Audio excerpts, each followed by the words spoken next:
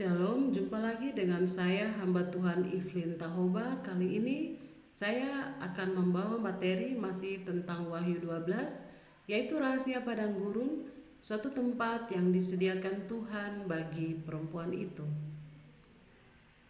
Banyak orang Kristen beranggapan bahwa perempuan dan padang gurun adalah suatu tempat pengungsian orang-orang Kristen yang setia, gereja Tuhan, mempelai Kristus saat pengangkatan atau rapture. Tetapi pertanyaannya, siapa anak laki-laki dari mempelai Kristus? Siapa keturunan lain dari mempelai Kristus yang memiliki kesaksian tentang Kristus? Dan mengapa mereka yang memiliki kesaksian tentang Kristus tidak diungsikan atau tidak mengalami pengangkatan?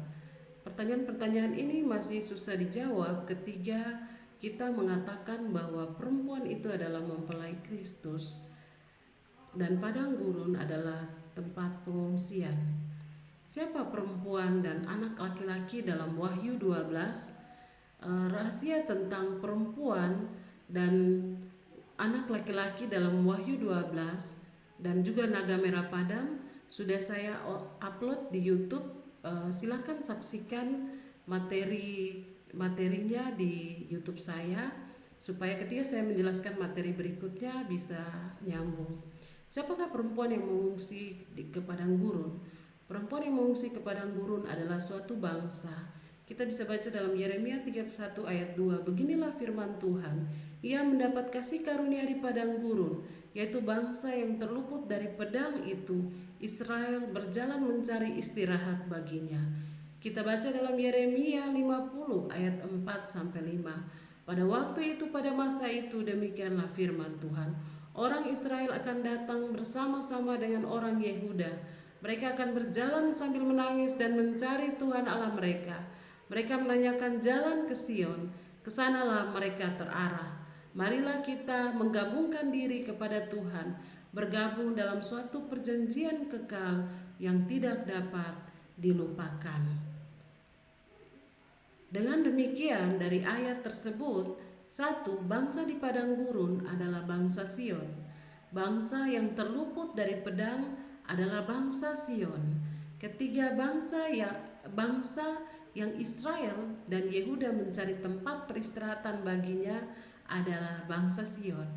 Sebab tempat takhta Tuhan Allah Israel ada di padang gurun, atau bangsa Sion adalah bangsa penjaga tempat takhta Tuhan. Apa kata Wahyu 12 tentang padang gurun? Yang satu pertama adalah padang gurun adalah suatu tempat yang disediakan Tuhan untuk suatu bangsa, yaitu bangsa Sion.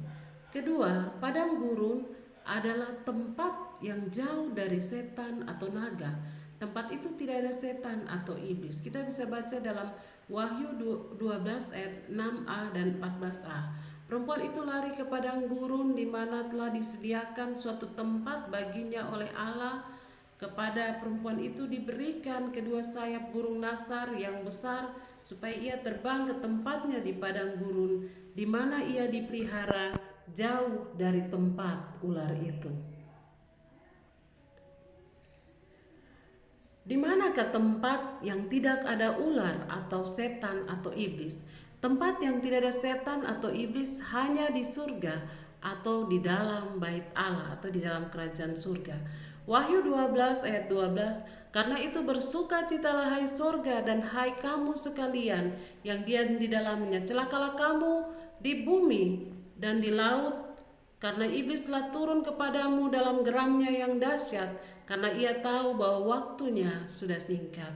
Dengan demikian, padang gurun adalah suatu tempat di surga. Surga adalah tempat kediaman Tuhan, bait Allah. Surga adalah kerajaan Allah. Di surga ada Yerusalem. Yang tinggal di surga adalah Tuhan bersama-sama dengan pasukan surga dan juga anak Sion, yaitu anak sulung yang dirampas ke takhta Tuhan. Di manakah padang gurun? Padang gurun selalu berada di bumi, karena di surga tidak ada padang gurun. Artinya padang gurun adalah suatu tempat di bumi yang adalah wilayah surga atau wilayah bait Allah. Satu tempat di bumi yang menjadi wilayah surga adalah Eden di timur. Kita lihat harta rohani dari Eden. Satu, Eden adalah pusaka Tuhan di bumi, buatan tangan Tuhan di bumi selain manusia. Kejadian 2 ayat 8. Selanjutnya Tuhan Allah membuat taman di Eden di sebelah timur. Disitulah ditempatkannya manusia yang dibentuknya itu. Tanah pusaka Tuhan diberikan kepada bangsa Israel, yaitu tanah Kanaan. Artinya bangsa yang mendapat kasih karunia di padang gurun adalah bangsa Israel asli yang tinggal di Kanaan ketika Tuhan mengacakkan orang Israel ke seluruh dunia. Bangsa yang tinggal di Kanaan adalah bangsa Sion. Itu sebabnya perempuan itu menggunakan 12 bintang di kepalanya. Yang kedua, di Eden ada kerubim penjaga jalan ke pohon kehidupan di Firdaus kerajaan surga. Kejadian 3 ayat 24. Ia menghalau manusia itu, dan di sebelah timur taman Eden ditempatkannya lah beberapa kerub dengan pedang yang menyala-nyala dan menyambar-nyambar untuk menjaga jalan ke pohon kehidupan.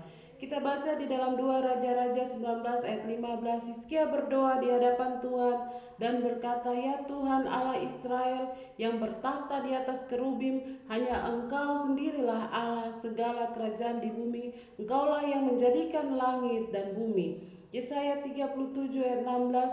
Ya Tuhan semesta alam Allah Israel yang bertakhta di atas kerubim, hanya Engkau sendirilah Allah segala kerajaan di bumi. Engkaulah yang menjadikan langit dan bumi.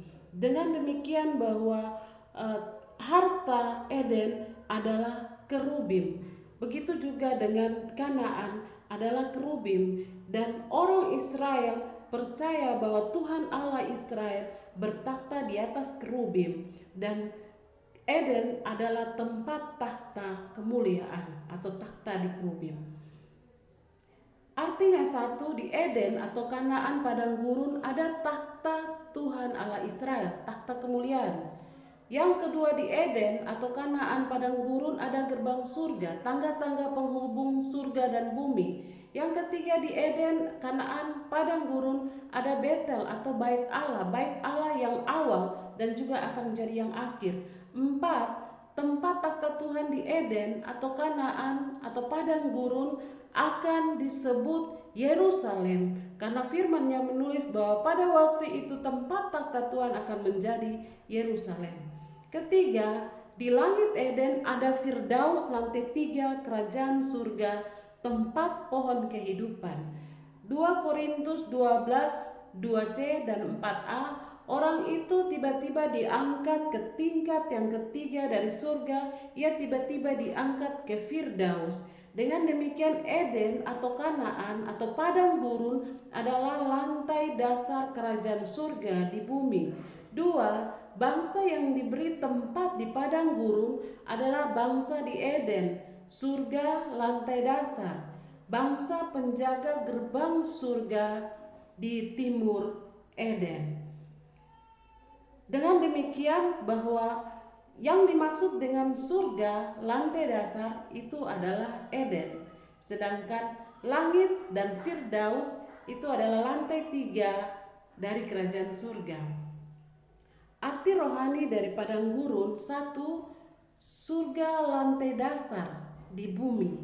2, bait Allah yang awal dan yang akhir di bumi. 3, pusat pemerintahan Allah dan kerajaannya di bumi.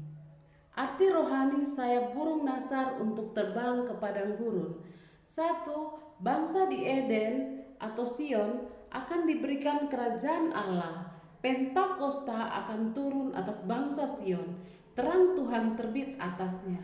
2, kemuliaan surgawi, kemuliaan Eden turun atasnya. Ketiga, anak-anak Sion diberi tubuh kemuliaan. 4, bangsa Sion dibebaskan masuk ke padang gurun, yaitu Yobel, tahun Yobel atas bangsa yang tinggal di Eden atau bangsa yang akan diungsikan ke padang gurun, yaitu bangsa Sion. Tanda anak Sion ditebus dan dikuduskan, yaitu akan terjadi kematian anak-anak sulung orang Israel asli yang mewakili kaum keluarganya di seluruh dunia. Tanda bahwa itulah kaum atau keluarga asli orang Israel yang diacahkan Tuhan di bangsa-bangsa di seluruh dunia. Semua itu diizinkan sebagai cara Tuhan untuk menunjukkan siapa kaum keluarga asli orang Israel, karena semua yang sulung dari Israel adalah milik dan kepunyaan Tuhan. Maka cara Tuhan untuk menunjukkan suku-suku Yakub yang diacahkan itu sangat berbeda dengan yang manusia pikirkan. Tanda bangsa Sion dibebaskan dan masuk ke padang gurun. 1. Yang lumpuh berjalan, yang buta melihat, yang tuli mendengar, yang tertawan kuasa gelap dibebaskan, yang sakit disembuhkan, yang buta terhadap firman dibukakan, yang tuli terhadap firman jadi mendengar. Pertobatan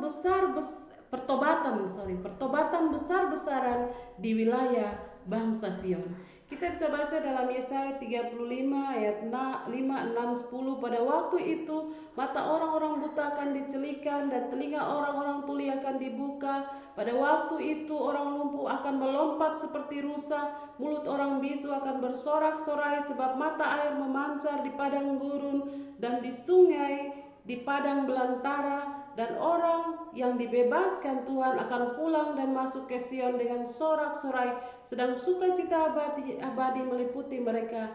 Kegirangan dan sukacita akan memenuhi mereka, kedukaan dan keluh kesah akan menjauh.